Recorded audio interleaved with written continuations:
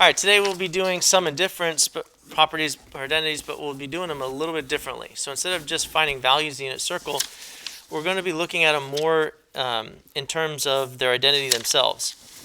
So it's asking us to simplify cosine of theta minus 3 pi over 2. Okay, so this fits the form for our cosine difference identity. So the cosine difference identity is cosine of A minus B, and that is the same thing as cosine A cosine B plus sine A sine B. Okay, that's the identity. So we're going to use that to simplify what they gave us. So when we plug in A and B into the other one, we're going to get cosine theta cosine 3 pi over 2 plus sine theta sine of 3 pi over 2. Okay? Now, this doesn't look like we're simplifying it all that much, and almost looks like we're making it more difficult. But let's use our unit circle to figure out what's going on here.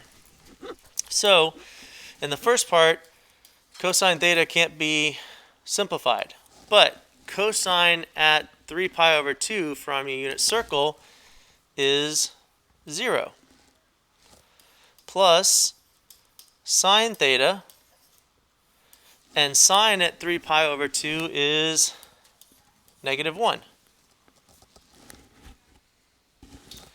So that means that if cosine theta times 0 is 0, plus, and sine theta times negative 1 is negative sine theta, that means this is just negative sine theta. So basically, cosine of theta minus 3 pi over 2 is the same thing as negative sine. So this is a way of actually using your sum or difference properties to simplify trig identities. Okay, so very similar to what we did when we were doing verifying, proving, and simplifying. Okay, real easy. Basically just using the equation, plug it in. Okay, now the second problem is a little more difficult, and most of you guys would stop reading this about halfway through. So it says, find the exact value of sine of A plus B, given sine A is 4/5, where A is between 0 and pi over 2, and cosine B is negative 12 over 13, where angle B is between pi over 2 and pi. So let's decipher this. They want us to find sine A plus B. Okay? So let's look at what sine A plus B is. Okay? So we go to our sum identity for sine. It's sine A cosine B plus cosine A sine B. Okay? Now, we know what sine A is, and we know what cosine B is. So we know the first part of this, but we don't know what cosine A is or sine B is. So we need to find it. That's why they gave us this other information. So let's decipher this. Angle A in sine, they're telling us that it's between 0 and pi over 2. What they're telling us is this is in quadrant 1. Same thing for angle B. Since it's pi over 2 to pi, angle B is in quadrant 2. Okay?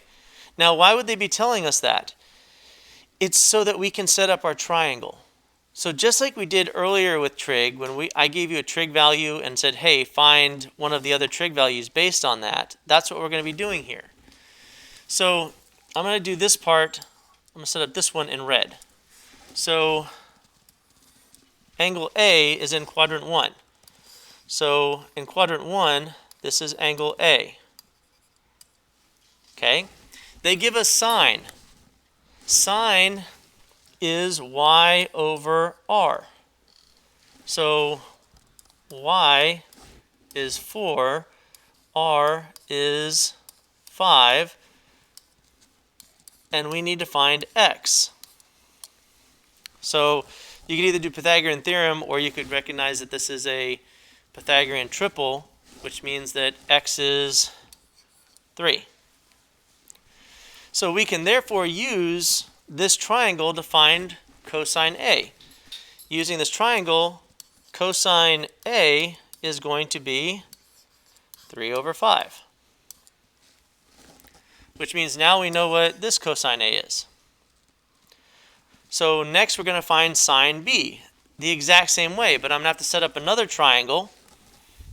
And I'll do this one in green. So I'm going to set up another triangle using this. Now I'm in quadrant 2. So in quadrant 2, this is angle B. They've given us cosine B, which means this is x over r. Now, since this is negative, and we know r can never be negative because it's a radius, r is 13, x is equal to negative 12, which means we need to find y. Okay? So just like the last one, we're setting it up, and we're going to do Pythagorean theorem. So either Pythagorean theorem, or this is a Pythagorean triple as well, where this side is 5. Which means now we know what sine of B is, which is 5 over 13. So now we know what sine A is, 4/5. So we're going to plug all this in. Okay? So sine A is 4/5. That was what they give us right here. Times cosine B, which is negative 12 over 13. Plus the 2 we just found, cosine A, which is 3 over 5, times sine B, which we just found, which is 5 over 13. So it's just like what we did with the sum and difference that we've been doing. The only difference is, instead of using unit circle values, they gave us a trig value and we had to find the other ones. So at this point, we just multiply. So 4 times negative 12 is negative 48 over 5 times 13, which is 65, plus 3 times 5, which is 15 over 65, which means you've got negative 48 plus 15, which ends up being negative 33 over 65. And that's your answer. So again, it's not difficult. You just need to know. And we're actually putting here two concepts together. That concept we learned at the very beginning of the year, where we set up our triangle to find other trig values, and the sum identity for sine. Your code for today is W33K3ND. That's your code for today.